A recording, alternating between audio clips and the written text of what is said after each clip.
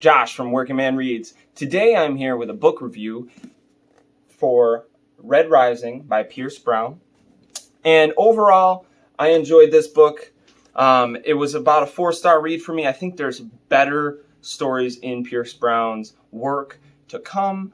Not saying that this is bad by any means. I really enjoyed it, and it actually revitalized my love for sci-fi and fantasy. And it was really neat and refreshing, this narrative and this story. It was almost read like a thriller, but as a sci-fi. But there are knocks that are caused because of the pacing and how fast-paced it is. It reads almost like a snapshot in this main character's life. It doesn't so much build the world around it. You do get basically the idea. You get more of the political intrigues. You get more of the class structure, which is that there are multiple colors. Different colors are lower class, and higher colors are high class. So it pretty much makes sense in your head. I don't understand, really, I don't know if the people are actually colored currently, what they are. I know that, the Reds had, red hair and red eyes and things like that. And then the Golds, which is the high class, they have gold hair and gold eyes.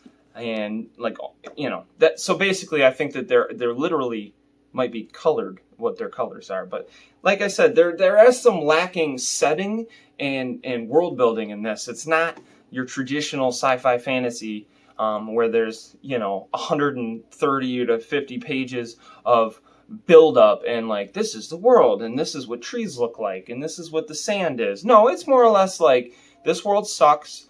People are dying. This is a future distant world where humans have populated the planets, and we are ruled by a genetically modified perfect species of humans, which are the Golds. They're almost undefeatable. Let's say a red got in a fist fight with a Gold. That red has no chance of winning because they're juiced up on steroids and their muscles are huge and all this, the Golds, and they're just unbeatable. They rule with an iron fist. So I did like that. It showed kind of the way that society might go. Like, if you had enough money, you could modify your body and make yourself better and things like that. And I enjoyed that. It was a dark look at the way that the world could possibly go someday. So Batman's better than Superman. Just wanted to say that. You know who I'm talking to. But so the writing was pretty good. It was pretty decent. I think better things are better to come. The character work was pretty good. I enjoyed actually the complementary characters more than I enjoyed the main character, whose name is Darrow. He can come off somewhat arrogant, kind of similar to Kavoth from the Kingkiller Chronicles, how he was kind of teenage angsty and kind of arrogant and could do no wrong. But then their other supporting characters were just really cool, really fleshed out, really well thought of, and I enjoyed them, like Drax, Mustang, and Severo. I really enjoyed them. So yeah, it's a fun dystopian ride, a little sci-fi. The center of the book is, and most of the book kind of gives you Hunger Games vibes. I don't mind that because I actually enjoyed that series. I did. I read it when I was younger in high school, and I did enjoy that. But it can kind of give a little bit of YA feelings because these are kind of children and they're fighting each other in this competition to be the best, gold. And that can come off kind of YA-ish, but it's definitely not because of the things that happen in the book. I mean, there's rape, there's murder, there's dismemberment, and things like that. It's definitely difficult to live in. So right now I'll read the synopsis real quick, and then I'll get out of here. So his wife taken, his people enslaved, driven by a longing for justice and the memory of the lost love, Darrow will stop at nothing to bring down his enemies, even if he must become one of them to do so. So it's pretty cool. I mean, it kind of gives you an idea of what the story is going to be. And it says at the bottom here, for the first time, Red will rise.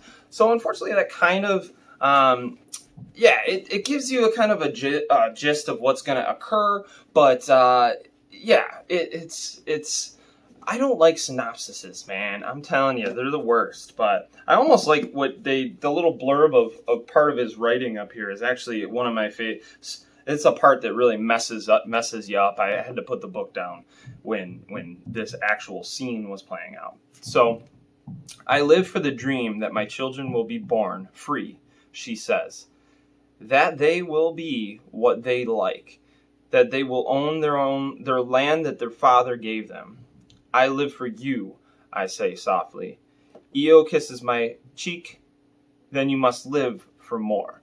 So that's Io, his wife, speaking to Darrow. They were married at like 16 or whatever, but so that's been my review of Red Rising. Go check it out for yourself. There weren't any spoilers in here. If you made it this far, I appreciate you. Thank you for being a new subscriber. Thank you for checking out my channel.